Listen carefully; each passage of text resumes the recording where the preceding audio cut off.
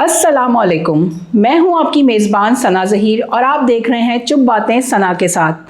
आज की एपिसोड में हमारे साथ एक बहुत ही बेहतरीन गेस्ट मौजूद हैं जो कि मोटिवेशनल स्पीकर हैं, साथ साथ सोशल एक्टिविस्ट हैं और उनकी जो बातें हैं, उनकी जो चीज़ें हैं, उनके जो चैलेंजेस हैं, उनकी जो जर्नी है 40 साल की खिदमत, वो हम उनसे आज बातचीत करेंगे, जानेंगे कि किस तरह से उन्होंने अपनी लाइफ में ये मोटिवेशन लेके आए और अभी भी नौजवानों को इस हवाले से बहुत सारे काम कर रहे हैं, यूथ के हवाले से काफ़ी सारे काम कर रहे हैं। बहुत सारी मज़े की बातें हम उनसे जानेंगे। हमारे साथ जो गेस्ट मौजूद हैं, सबसे पहले तो हम उनका शुक्रिया अदा करेंगे, उन्होंने अपने कीमती वक्त में से हमारे लिए थोड़ा सा वक्त निकाला। अस्सलाम वालेकुम। वालेकुम अस्सलाम वरहमतुल्लाहि वबरकातुहू। हमारे साथ जो आज मौजूद हैं वो हैं पीर अब्दुल नासिर साहब, जो कि सोशल एक्टिविस्ट हैं और साथ साथ मोटिवेशनल स्पीकर हैं। और भी बहुत सारी बातें हम डिस्कस करते हैं।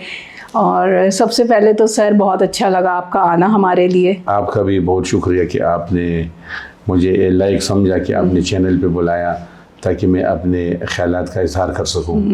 सर, आपकी माशाल्लाह 40 साल की खिदमत जो कि आपकी जर्नी है, सबसे पहले तो मैं ये जानूंगी कि वो कौन सा लम्हा था जब आपको लगा कि मैं इस काम की तरफ राग़िब हूँ, जो पॉजिटिव काम है कौम के लिए, लोगों के लिए। देखिए, बाज़ चीज़ें जो है ना वो नेचुरली भी या मतलब कि विरासती तौर पे भी ब्लड में होती हैं। जैसे मैं अगर आपको बताऊँ तो मेरे जो नाना थे हाजी पीर मोहम्मद खान, हमारे गाँव मर्दान में तख्तबाई के पास एक गाँव पीराबाद, वो अपने इलाके के बड़े सोशल वर्कर थे। उनका अपना एक सादा सा अंदाज था बुजुर्गों का। फिर मेरे जो मामू थे पीर मुर्तज़ा, वो मर्दान में रहते थे। ये बात है 1965 और मतलब 60 की बात है। और उनका पूरा एक डेरा था, लोग आते थे, लोगों के काम करना, लोग उसमें था। फिर मेरे जो बड़े भाई है पीर वासिल खान, वो खुदाई खिदमतगार तहरीक से वाबस्ता है खान अब्दुल गफ़ार खान बादशाह खान के साथ, तो मैं उसको भी देख रहा था। फिर मतलब कि ये घर में भी जब आपका बड़ा भाई ये काम कर रहे तो आपको भी शौक़ होता है। प्राइमरी में मुझे अंदाज़ा नहीं था कि यार सोशल वर्कर क्या है या समाजी काम के। ये हुआ कि मैं 7th क्लास में था, तो हमारे एक हेड मास्टर थे, हमारे गांव का स्कूल 8वीं तक था, मिडिल था, मुमताज़ साहब, अल्लाह जन्नत नसीब फरमाए और रूह में। तो उन्होंने मुझे कहा कि यार ये सालाना मुकाबले होते स्कूलों के, तो उन्होंने मुझे कहा कि यार आप तकरीर कर सकते हो। मैंने तो कभी किया नहीं था। मुझे कहा मैं अब लिख दूंगा आपके लिए। एक और लड़के को भी कहा, मैंने कहा चाहिए, तो उसने लिख दिया। उस हसना पे वो तकरीर थी। तो मर्दान के एक बड़े यूनिट स्टेडियम में मुकाबला था, वो मैंने तकरीर कर लिया। उससे कुछ पोजीशन मैंने ले ली, पता नहीं कि दूसरी या तीसरी, अभी मुझे सही याद नहीं है। तो इस तकरीर से फिर मैं गवर्नमेंट हाई स्कूल में गया जमालगढ़ी में, उधर भी एक तकरीर का, उसमें मैंने हिस्सा ले लिया। मुझे तकरीर से शौक़ हो गया। फिर मैट्रिक के बाद मैं गया government college of technology Peshawar में, तो उधर मुझे तकरीरों का बड़ा मुकाम मिला। उधर फिर उर्दू में भी मुकाबले थे, पुश्त में थे। फिर 1986 में 1986 में रेडियो पाकिस्तान की तरफ से एक ख़त आया हमारे कॉलेज को कि मोहम्मद सल्लल्लाहु अलैहि वसल्लम द बेचारा उचारा कर दे, यानी ईद उल अज़मी के हवाले से एक तकरीर मुकाबला था सूबे के सतह पे। उसमें लड़कियां भी थी, लड़के भी थे, मतलब कि पूरे सूबे थे। उसमें जब मैंने तकरीर की तो उसमें भी मैंने 2nd पोजीशन ली, मेरे पास सर्टिफिकेट भी है। तो उधर रेडियो पाकिस्तान में फिर मैं एक प्रोड्यूसर से मिला, लाइकज़ादा लाइक मरहूम, फिर स्टेशन डायरेक्टर रिटायर हो गए। तो उधर मैंने ये रेडियो के साथ फिर एक वाबस्तगी हुई। फिर एक मेरे वालिद साहब का एक दोस्त था, बड़ा बुजुर्ग शख्सियत हमारे गाँव आता था, तो उसका बेटा रेडियो टीवी में पॉजिटिव रोल अदा करता था, सईद सरदार बादशाह। उसकी ऑर्गेनाइजेशन थी पाकिस्तान यूथ ऑर्गेनाइजेशन। सही। तो फिर मुझे उसने कहा, तो उसके वालिद साहब ने कि जब आप उधर टेक्नोलॉजी कॉलेज दाखिला के लिए जाओगे, उधर मेरे करीब मेरे बेटे का, अब मेरे डायरी में उसने अपने हाथ से लिख दिया। तो कह रहे ये मेरे बेटे का घर है और आप इधर आ जाए। फिर उसे मैं मिला, वो तो हमारा बड़ा पसंदीदा फनकार था, ड्रामों में आता था और बड़ा पॉजिटिव रोल करता था, और हम उसके लिए हर हफ्ते इंतज़ार करते थे। तो उसके ऑर्गेनाइजेशन में शामिल हो गए, पाकिस्तानी ऑर्गेनाइजेशन। उधर से फिर ये जर्नी स्टार्ट हो गई। ज़बरदस्त, माशाल्लाह। अभी आपने पेशावर का जिक्र किया, अब आप लाहौर में, आपको कितना अरसा हो गया लाहौर में? लाहौर में मैं 2010 से हूँ, जनवरी 2010 से। मैं जिस कंपनी में काम कर रहा हूँ 1992 से, तो ये एक मल्टीनेशनल कंपनी है और टॉप 10 कंपनीज में आता है पाकिस्तान की। तो मैं उधर उनकी फैक्ट्री थी मर्दान में, सवाबी रोड पे। तो फिर मैं वो शिफ्ट हो गया 2002 में। फिर मैं सेल्स में गया।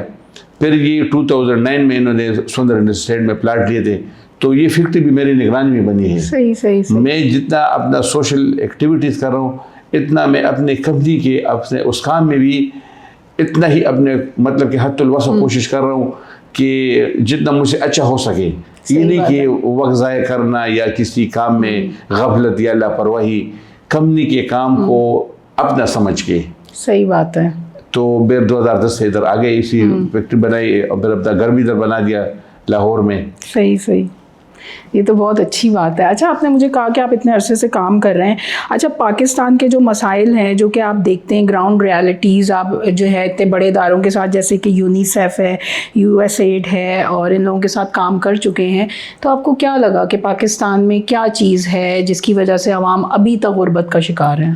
اصل میں جی ادھر جو اصل مسئلہ ہے نوجوانوں پہ ہم بات کریں گے تو نوجوانوں کا زیادہ مسئلہ ہے بے روزگاری ہے. صحیح بات ہے. بے روزگاری ہے اور بے روزگاری ہے کہ ہمارے جو میں اگر پرانے نوجوانوں کی بات کر رہا ہوں اور ابھی کے نوجوانوں کا تو ان میں زمین آسمان کا فرق ہے. صحیح بات. مطلب کہ 2000 سے پہلے جو یوتھ تھے اور 2000 کے بعد جو پیدا ہوئے ہیں یہ شارٹ کٹ راستے اختیار کرتے ہیں اور یہ دوسروں کو دیکھتے اور پھر یہ کوشش کرتے کہ ہم کیسے پہنچ جائیں. صحیح بات. لیکن وہ جو پرانے ہمارے وقت کے جو لوگ تھے، ہم اس جگہ پہ اگر آپ آج کے چینل میں بیٹھتے میں ایسا نہیں آئے اس جگہ پہ جو میں اپنے جاب کر رہا ہوں یا میں سوشل ایکٹیویٹیز کر رہا ہوں یا جو چینل والے مجھے بلا رہے ہیں، ریڈیو پاکستان پشاور، ریڈیو پاکستان اسلام آباد، ریڈیو پاکستان لاہور یا مختلف چینلوں پہ ہم بات کرتے ہیں یا اگر کمپنی میں ہوں تو یہ نہیں. میں آپ کو بتاؤں کہ میں 1988 میں جب پہلی میری جاب تھی نیشنل ایڈیسو ٹیپ میں 1000 روپے میری سیلری تھی.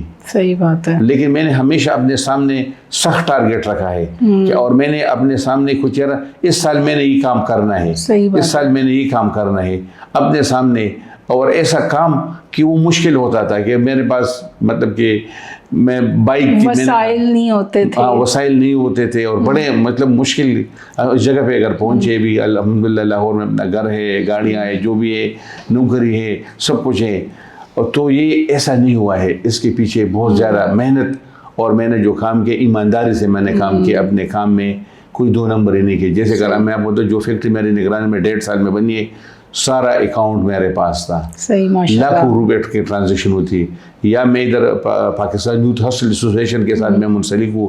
لاہور میں جو ہاسٹل بن رہا تھا 8 کنال میں تو اس کے پروجیکٹ کمیٹی کا ممبر تھا میں. پھر 2016 میں جب وہ کمپلیٹ ہو گیا تو میں ابھی اس کا آنرری وارڈن ہوں. تو وہ سارے پیسے میرے پاس ہوتے تھے. لیکن اللہ کا شکر ہے کہ میں نے 1 روپیہ وہ ضائع نہیں کیا، نہ پاکستان یوتھ ہاسٹل کا نہ اپنی کمپنی کا. میرے پاس 1.5 سال میں پورے اکاؤنٹ کا سارا حساب کیا تھا. وہ چیک میں دیتا تھا، کیش میں دیتا تھا، سارا کچھ. اللہ کا شکر ہے کہ میں نے کبھی یہ نہیں کیا کہ کسی سے کمیشن لیا ہے کچھ لیے. تو میں سیٹسفائیڈ ہوں اس پہ. صحیح بات ہے. دل آپ کا جو ہے وہ سیٹسفائی ہے. اچھا آپ یوتھ کے حوالے سے جو آپ کام کر رہے ہیں، یوتھ کی جو آپ نے ذکر کیا ہے وہ تھوڑا سا ایکسپلین کیجیے گا کس طرح سے آپ کام کر رہے ہیں یوتھ کے حوالے سے. دیکھیے جی، میں نے ہمارے علاقے میں پشاور، مردان اور 410 بیگھے میں دیکھوں ایک زمانہ تھا کہ ادھر یونیورسٹیاں نہیں تھی. جیسے میں جس وقت پڑھ رہا تھا تو پشاور یونیورسٹی تھی. ابھی تو سوابی میں بھی ہے، 410 میں بھی ہے، چترال تک ہر ڈسٹرکٹ میں، ملکانڈ میں بھی ہے. تو اس وقت تو لوگوں کی تعلیم زیادہ وہ نہیں ہوتی تھی اور زیادہ تر لوگ بے روزگاری اور کام نہیں ہوتے تھے، انڈسٹری بھی نہیں ہوتی تھی. تو کلاشنکوف کلچر اور یہ منشیات کا مطلب کہ یہ بہت زیادہ تھی. تو میں نے ہمیشہ ایسے کام مجھے مزہ آتا ہے اس میں کہ کوئی جو وہ کام نہیں کر سکتا ہو یا نہیں کر رہا ہو، میں چاہتا ہوں کہ میں وہ کام کروں. مثال کے طور پہ مردان میں اگر آپ کو بتاؤں 98-99 میں بلڈ ٹرانسفیوژن سینٹر نہیں تھا. تو میں نے دوستوں کے ساتھ مل کے ادھر ایک پرائیویٹ کالج ہے، انسی کالج ہے، نصیر افریدی صاحب، انہوں نے مجھے کہہ رہا ایک گروپ ہے وہ بھی چاہتے ہیں، ایک فیمیل ہے.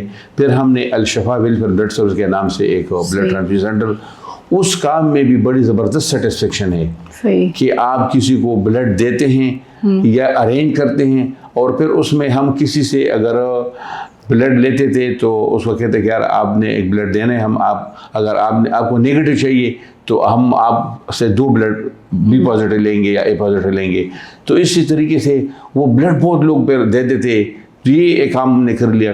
پھر مردان میں جو ہے اپنا cricket association, hockey association, athletic association, مختلف ایسوسیشن تھے، باڈی بلڈنگ کا نہیں تھا. صحیح. تو میں نے کہا یار یہ جیسے میں نے بلڈ ٹرانسفیوژن کی بات کی نا، اس طریقے میں نے کہا یار یہ باڈی بلڈنگ پہ کام کرنا ہے.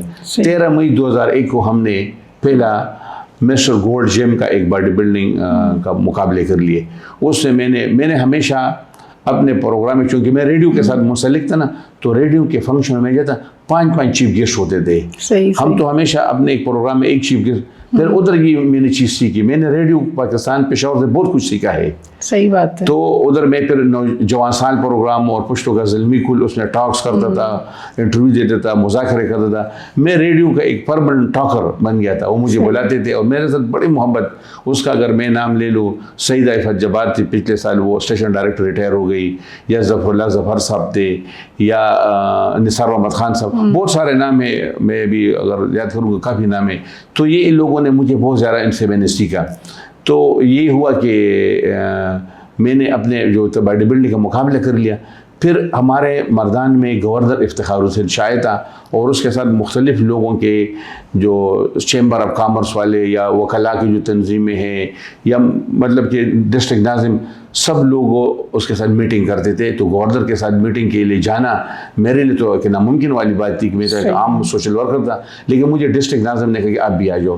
جب میں آ گیا تو میں نے پورا فائل اپنا تیار کیا تھا، اور میں یوتھ کے پرابلم، تو ان کو میں نے کہا کہ ریفرینڈم کے حوالے سے یوتھ بھی آپ کے ساتھ ہیں، لیکن ہماری کی کچھ پرابلم. میں نے فائل دے دیا، اور اس میں میں نے باڈی بلڈنگ کا بھی لکھا تھا، یوتھ کمپیوٹر کالج اور دستکاری سینٹر سب مختلف.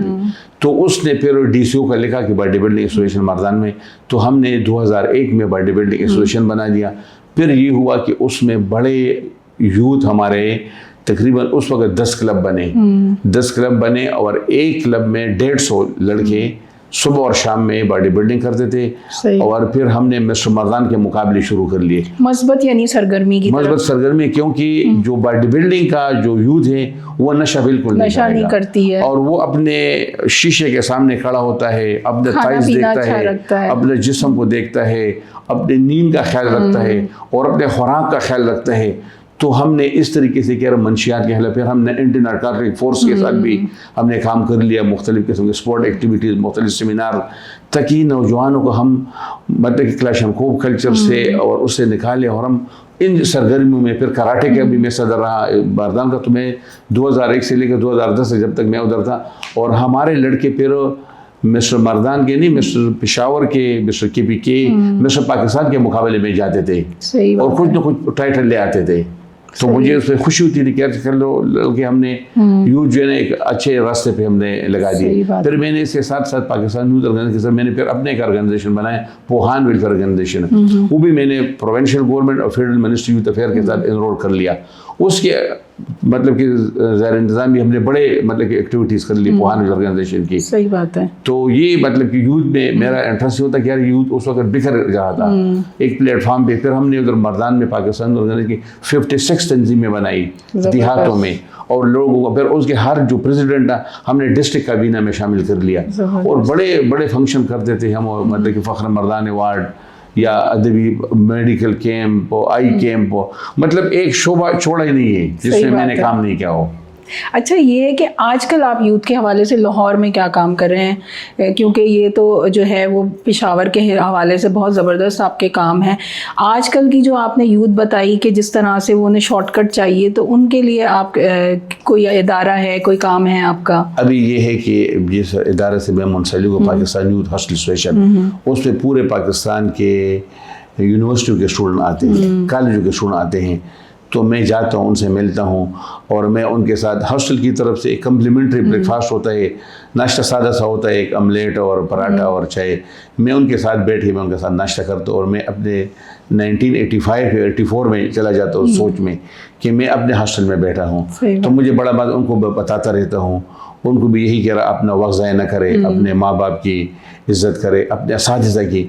ابھی جو میں یوتھ میں جو کمی محسوس کر رہا ہوں، جو میں نے بتا کہ 2000 اور 2000 سے بعد میں، یہی ہے کہ ابھی جو نوجوان ہیں ابھی بزرگوں کا وہ احترام نہیں کر رہے ہیں، ہم تو ڈرتے ہیں، اساتذہ کی نہیں کر رہے ہیں، بحث کر رہے ہیں، ریزننگ کر رہے ہیں، اور مطلب کہ بہت زیادہ وہ ہو گیا نا. یعنی آپ انہیں ٹونٹ کر رہے ہیں ٹیچرس کو نا. اب جیسے پہلے ہم لوگ ہوتے تھے, ہم جو ہے نا احترام میں پوچھتے تھے, اگر ٹیچر برا مان جائے تو ہمیں پریشانی ہو جاتی تھی کہ ہم ٹیچر کو کیسے منائیں. آج کل کے اسٹوڈنٹ بالکل الٹ ہو گئے ہیں. نہیں, میں خود آپ کو بتاؤں کہ میرے بچے ادھر پاک ترک میں یا پرائیویٹ اسکول میں مختلف میں پنجاب کالج میں, تو میں ان کے پیرنٹ ٹیچر میٹنگ میں جاتا تھا, بھی جاتا, تو میرا بیٹا یا میری بیٹی ان ٹیچر کے ساتھ پیرنٹ ٹیچر میٹنگ میں ایسے بات کرتے تھے نا, تو میں بات بھی اس کو اس وقت بھی کہتے یار چپ ہو جاؤ. میں نے یار تم نے کیسی بات کی؟ تو نہیں کیوں بابا, میں حالانکہ اس کے وہ ٹیچر میرے سے عمر میں کم ہوتے تھے, لیکن میں ان کو اتنا عزت سے اور احترام سے, میرے ذہن میں وہ اپنے استادوں کی ہے, تو بڑا طریقے سے ان سے ملتا تھا. اور بڑا تو وہ کہتے تھے کہ یار آپ کا والد تو ایسا ہی. بلکہ ایک دفعہ ایک ہمارے ایک مولانا صاحب ہے, امام ہے, تو بڑے اچھے عالم ہیں, تو انہوں نے میرے بیٹے کو کہا کہ یار اتنا زیادہ نہیں ہے, لیکن اتنا اچھا بنو جتنا تمہارا باپ ہے. صحیح بات, ماشاءاللہ, بڑا اچھا کمپلیمنٹ. ہاں, تو مطلب کہ ابھی مطلب جتنے بھی یوتھ ہے مسجد میں دیکھتا ہوں, پہلے سب میں کھڑے ہوتے ہیں, کوئی بزرگ آ جاتا ہے تو یعنی ابھی 14 سال کا لڑکا کھڑا ہے پینٹ شرٹ میں بغیر ٹوپی کے, کوئی حاجی صاحب آتا ہے, کوئی بزرگ آتا ہے 60 سال کا 70 سال کا, اس کو نہیں کہتے آجے آپ آگے سب میں کھڑے ہو جائیں. ہمیں تو یہی مطلب کہ سکھائی گئی ہے. ابھی تک دیکھیں ہمارے میری عمر ایسی ہوگی, ابھی میں کوشش کر میں دوسرے سب کوئی بڑا ہوگا, اور میں اگر میرے سے بڑا کوئی دیکھتے ہیں میں اس کو جگہ دیتا ہوں. ہمارے اس میں ذہن میں یہ چیزیں ہیں, ہمارے کلچر میں جو مطلب کہ ہم نے اپنے ماں باپ سے اپنے ساتھ یہی سیکھا ہے. اور یہی جگہ کوئی جگہ پہ کوئی باری لائن کھڑی ہے, تو میں نے ادھر کے نوجوانوں کا بھی دیکھا کہ وہ کسی بڑے کو لائن میں باری نہیں دیتا کہ آپ حاجی صاحب آگے ہو جائے یا میڈم آپ آگے ہو جائے. بینک میں ATM میں آپ دیکھیں وہ نہیں کرتے, فیمیلز کو بھی نہیں دیتے, بچوں کو بھی نہیں دیتے. تو یہ بالکل مطلب کہ عجیب قسم کا ایک ہو گیا. تو میں اپنی طرف سے مختلف چینلوں پہ بات کرتا ہوں نوجوانوں کے حوالے سے. میرے پورا سال اس سلسلہ چلتا رہتا ہے. یہی میرے جو یوتھ ہاسٹل میں اسٹوڈنٹ آتے ہیں, اس کے علاوہ جو میں اپنے TNT سوسائٹی میں ہماری ایک ویلفیئر سوسائٹی میں ان کے ساتھ بھی منسلک ہوں. وہ بھی ہم اس طرح کے جو اسٹوڈنٹ ہوتے ہیں ہمارے سوسائٹی کے جو میٹرک میں, تو ہم ان کو سالانہ فرسٹ سیکنڈ تھرڈ کو کیش پرائز دیتے ہیں, ایک تقریب کرتے ہیں تو موٹیویشن کے لیے. صحیح بات ہے. اچھا, یہ آپ نے مجھے بتایا. اچھا, دوسری چیز پوچھوں گی, سرکاری اور جو غیر سرکاری جو تنظیمیں کام کر رہی ہوتی ہیں, آپ نے دونوں کے ساتھ کام کیا, تو ابھی بھی آپ کو کیا لگتا ہے پاکستان جیسے چینج ہو رہا ہے, چیزیں چینج ہو رہی ہیں, تو اب ہمیں کن چیزوں پہ زیادہ ورک کرنے کی ضرورت ہے؟ ہاں بالکل, میں نے دیکھا, میں نے خود بھی 1988 سے لے کر ابھی تک میں پرائیویٹ میں نے کام کر لیا. پرائیویٹ میں جو کام ہوتا ہے وہ گورنمنٹ میں نہیں ہوتا. گورنمنٹ کے یہ جو ہے لوگ آتے ہیں, مطلب کہ ابھی جو نئے جو لوگ ابھی آئے ہیں CCS پاس کر کے یا جو ہائی کوالیفائڈ ہے, وہ لوگ تو پھر بھی ان کا مائنڈ ہے. لیکن جو پرانے لوگ ہیں نا, جو ایک سرکاری کا, ان کا اپنے یہ صبح لیٹ آنا, پھر ناشتہ کرنا, پھر اخبار دیکھنا, چائے کہوا, پھر مطلب نماز, اور پھر جانا 2:30 بجے جانا ہے. لیکن پرائیویٹ میں ایسا نہیں ہوتا. پرائیویٹ میں آپ نے کچھ کر کے دکھانا ہے. بلکہ بھی ہمارا جو انکریمنٹ لگتا ہے ہماری کمپنی میں, ہم سالانہ آبجیکٹو, اسمارٹ آبجیکٹو بناتے ہیں کہ ہم نے اس فرسٹ کوارٹر میں یہ کرنا ہے, سیکنڈ میں یہ, پھر تھرڈ فورتھ, اور پھر ہم 6 مہینے بعد پھر سال کے آخر میں کہ یہ ہمارے ٹارگیٹ تھے, آبجیکٹوز تھے, اور پھر ہم نے کیا کر لیا. صحیح. اور وہ میجربل, مطلب کہ اس کو آپ فگر میں بتائیں گے کہ اتنا % میں نے کر لیا. صحیح. ابھی وہ ہوائی چیزیں پرائیویٹ میں نہیں ہے. گورنمنٹ میں تو آپ کا نارمل انکریمنٹ لگتا ہے. گورنمنٹ میں تو وہ, میں تو چاہتا ہوں کہ جیسے ایسے ادارے ہیں وہ پرائیویٹ ہو جائے, اور پرائیویٹ کی طرح سے آپ دیکھیں کہ پھر کیسے ٹھیک نہیں ہوتا. صحیح. یعنی کہ ہمیں اپنی جو ہے نا اعمال جو ہے گورنمنٹ کو صحیح کرنے کی سخت ضرورت ہے. اچھا, آپ نے زیادہ تر جو اپنا حصہ ہے یہ پازیٹیو کاموں میں گزارا ہے, تو کیا قربانیاں آپ کو فیس کرنی پڑیں؟ ایسے کون سے چیلنجز آپ کی لائف میں آئے جو آپ کو لگا بتانے چاہیے ہمارے نوجوانوں کو جو آج کل شارٹ کٹ تلاش کرتے ہیں؟ دیکھیے جی, یہ میں نے جتنا بھی کام کیا نا, تو اس سے سٹارٹ میں تو میرا بالکل اپنے گھریلو جو سسٹم تھا وہ کافی ڈسٹرب رہا تھا. میری بیگم جب ہم اپنے گاؤں سے مردان شفٹ ہو گئے, وہ اکیلی تھی اور میری ایک چھوٹی بچی تھی, تو میں رات کو لیٹ آتا تھا تو اس کو بڑی پریشانی ہوتی تھی. تو یہ مطلب کہ کسی کو خوش کر کے رہنے کے لیے آپ نے قربانی دینی ہوگی. اگر آپ کسی کے گھر میں خوشی لائیں گے تو اپنے آپ کو کچھ نہ کچھ آپ نے ہوگا, اور پھر اللہ تعالیٰ اس کا رزلٹ دیتا ہے. صحیح بات. میں یہ سمجھ رہا ہوں کہ ٹھیک ہے, میری بیگم یا میرے گھر والے یا میرے بہنیں یا بھائیوں نے مجھے کسی موقعوں پہ اس طرح کا ہے بغیر میرے بڑے بھائی کے اس نے مجھے ہمیشہ انکریج کیا ہے کیونکہ وہ خود خدائی خدمتگار تاریخ سے ہیں. باقی میرے سسٹر ابھی بھی میں ادھر آ رہا تھا تو میری سسٹر کے ساتھ ویڈیو کال بھی بات تھی, اس نے بھی مجھے کہا کہ نہیں آپ ایسے کرو. تو میں یہ سمجھ رہا ہوں کہ اگر میں کسی کے بچے کی آبادکاری کے لیے کسی یوتھ کے لیے تو اللہ تعالیٰ مجھے اس کا صلہ دے گا, اور مجھے دے رہے میرے بچے الحمدللہ اچھی پڑھ رہے ہیں, کوئی ایسا مسئلہ نہیں ہے. لاہور جیسے شہر میں مجھے اللہ تعالیٰ نے اپنا گھر دیا ہے, یہ سب لوگوں کی دعائیں ہیں. اور پھر میں نے اس میں 2000 میں جب یہ آرمی گورنمنٹ آئی جنرل مشرف صاحب, تو انہوں نے جو سیاسی زکوٰۃ کی کمیٹیاں تھی پروونشل کونسل نے وہ سارا ختم کر لیا. تو انہوں نے ریٹائر ججز اور ریٹائر بیوروکریٹ وہ نیشنل کونسل پھر پروونشل کونسل پھر ڈسٹرکٹ میں, تو مجھے زکوٰۃ میں ڈسٹرکٹ ممبر کمیٹی کا ممبر بنایا تھا مردان میں 3 سال. لیکن ہمیں ایسا نہیں بنایا, انہوں نے آئی بی سے اسپیشل برانچ سے ہمارے تحقیقات کی کہ بھئی یہ کس پارٹی سے تعلق رکھتا ہے, اس کا بیک گراؤنڈ کیا ہے, پورا ڈیٹیل. تو انہوں نے پھر ہمارے نوٹیفیکیشن کی. یقین کریں مجھے جب وہ موقع مل گیا, کیونکہ میں سوشل ایکٹیوسٹ ہوں, ہمارے پاس تو اتنے پیسے نہیں تھے کہ ہم کسی غریب لڑکی کا جہیز کا بندوبست کر لیں یا کسی کے لیے ویل چیئر لے لیں یا کسی اسٹوڈنٹ کو اسکالرشپ. وہ ایک کام میرے ہاتھ میں آ گیا اور اس میں کروڑوں روپے تھے. اس میں یقین کریں کہ زکوٰۃ میں جو پیسہ گورنمنٹ دیتے ہیں نا بہت پیسے ہیں, لیکن وہ صحیح طریقے سے استعمال نہیں ہو رہی ہے. جو لوکل سطح پہ جو کمیٹیاں نا, میں نے بے شمار کمیٹیوں کو ختم کیا تھا. میں چاہتا تھا باقاعدہ میں مسجد میں اعلان کرتا تھا کہ جی زکوٰۃ کمیٹی والے آپ لوگ آ جائیں. وہ آتے تھے کہ بھئی یہ نام انہوں نے بھیجے ہیں اور بھئی آپ بتائیں کیا ہے. وہ نہیں, یہ تو اس کا بانجا ہے, یہ تو اس کا بھتیجا ہے, اس کا ابنا ہے, یہ تو ایسا علاقے کا نہیں ہے. تو میں اس کمیٹی کو ختم کرتا. چیئرمین صاحب کو لیتے, چیئرمین بھی ہمارے پیر طلعہ بادشاہ صاحب تھے, جنرل فضل ایک صاحب کے ایک رشتہ دار تھے, وہ بھی ریٹائر اور بڑے شریف اور بڑے زبردست قسم کے سماجی ورکر تھے. گورنمنٹ نے اس کو ڈسٹرکٹ چیئرمین لیتا. ابھی میں آپ کو ہی بتاؤں کہ اس ہمارے چیئرمین نے جو سرکاری جیپ اس کو ملی تھی نا 3 سال میں 1 دفعہ استعمال کیا تھا. ہم مردان سے گئے تھے, قاری روح اللہ بدنی ہمارا پروونشل زکوٰۃ کا منسٹر تھا, اس کے ساتھ میٹنگ تھی ڈسٹرکٹ تمام ڈسٹرکٹ 26 اضلاع کے, میں بھی اس کے ساتھ گیا تھا. تو وہ 1 دفعہ, باقی وہ پیدل آتا تھا پیدل جاتا تھا. میں نے طلعہ بادشاہ جیسے لوگ, پروفیسر ہمایوں ہما صاحب مردان کے تھے بڑے لٹریری آدمی, ان لوگوں کے ساتھ, یا ہمارے مردان کے بڑے اچھے صحابی تھے پچھلے سال انتخاب رحیم اللہ یوسف زئی صاحب, افغانستان کے امور کا ماہر تھے. ایسے لوگوں کے ساتھ میں نے ان سے بڑی چیزیں میں نے سیکھی ہیں. صحیح بات ہے. تو یہ چیزیں مطلب کو خود بخود نہیں, اچھے لوگوں کے ساتھ جو آپ بیٹھیں گے, جیسے ہم سنتے تھے کہ اگر آپ اتاری کی دکان پہ بیٹھیں گے تو آپ عطر نہیں لیں گے تو پھر بھی خوشبو آپ کو آئے گی. اور اگر آپ کسی لوہار کی دکان پہ, تو اگر آپ کو وہ آگ نہیں لے گا, اگر کوئی چنگاری آ جائے گی آپ کے کپڑوں پہ, وہ سوراخ کر لے گی. تو اچھے لوگوں کے ساتھ اچھی صحبت میں بیٹھنا یہ بڑی کون ہوتی ہے. اچھا, ایک چیز میں جاننا چاہوں گی, اگر آپ کو کوئی پروجیکٹ دیا جائے کہ جس میں نوجوان اور پاکستان کے لوگوں کی بہتری ہو, تو آپ کون سا پروجیکٹ کریں گے؟ میں ٹیکنیکل ایجوکیشن پہ. صحیح. کہ نوجوانوں کو ٹیکنیکل ایجوکیشن دینی چاہیے, اور ایسے ٹیکنیکل ایجوکیشن کہ وہ صرف پڑھے نہیں, وہ جائیں اور پریکٹیکل ادھر انڈسٹریز میں بھی دیکھیں کہ کیسے کام ہوتا ہے. کیونکہ ہمارے پاس انٹرنشپ والے لوگ آتے ہیں, ان کو بیچاروں کو کچھ پتہ نہیں ہوتا. یہ مطلب کہ جیسے ہم پڑھ رہے تھے, وہ ہمارے پرنسپل تھے پرویز ثانی صاحب, اور ہمارے ہیڈ آف ڈپارٹمنٹ وسیم جان صاحب. تو وہ ہمیں ہر جمعرات کے دن ہم جاتے انڈسٹریز میں, ہم دیکھتے تھے, گھی انڈسٹریز میں جاتے تھے, سیمنٹ انڈسٹری میں جاتے تھے, پیپر مل میں جاتے تھے. تو یہ اسٹوڈنٹ لائف میں ان کو انڈسٹری میں جانا چاہیے تاکہ وہ خود دیکھے. تو ٹیکنیکل ایجوکیشن جو ہے نا, جب تک یہ زیادہ نہیں ہوگی, اور ایسے ٹیکنیکل کہ صرف ڈپلوما اور ڈگری پاس کرنا نہیں, تاکہ وہ اس کے ہاتھ میں ڈپلوما ڈگری رہ جائے, تاکہ اس نے پریکٹیکل کچھ سیکھا بھی ہو, تو تب یہ پاکستان کی جو بے روزگاری ہیں, جو مسائل ہیں, یہ ختم ہوں گے. ورنہ ایسے ہی, اور یہ جو نوجوان ہیں یہ شارٹ کٹ طریقے دوسروں کو نہ دیکھیں, خود اپنے حساب سے دیکھیں.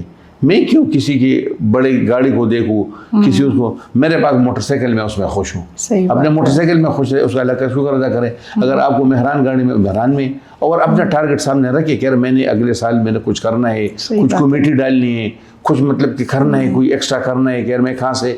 یہ نہیں کہ کسی دوسرے طریقے سے اور غلط طریقے سے اور کسی جیسے آج کل لوگوں کے اکاؤنٹ ہو رہے کسی آپ کو پتہ بھی نہیں آپ کا واٹس ایپ ہیک ہو جاتا ہے اور پھر آپ کسی لوگوں کو کہتے ہیں جی میں آپ کا دوست ہوں مجھے 25,000 روپے دے دے. مجھے کئی دوستوں کے پھر میں فون کرتا ہوں ان کو وہ کہتے ہیں یار ہمارا وہ جو واٹس ایپ جو ہے نا ان کو مجھے کسی فون آیا کہ یہ کوڈ ملا ہے اور میرا واٹس ایپ ابھی اس کے ہاتھ میں ہے.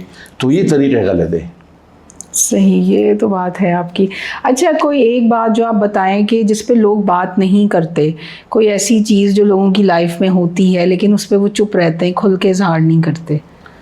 وہ یہ کہ یہی بات ہے نا کہ ہم لوگ جو خواتین کے نا خواتین کی حقوق میں جو ہے نا ہم سنتے رہتے ہیں لیکن عملی مظاہرہ کوئی نہیں کرتا.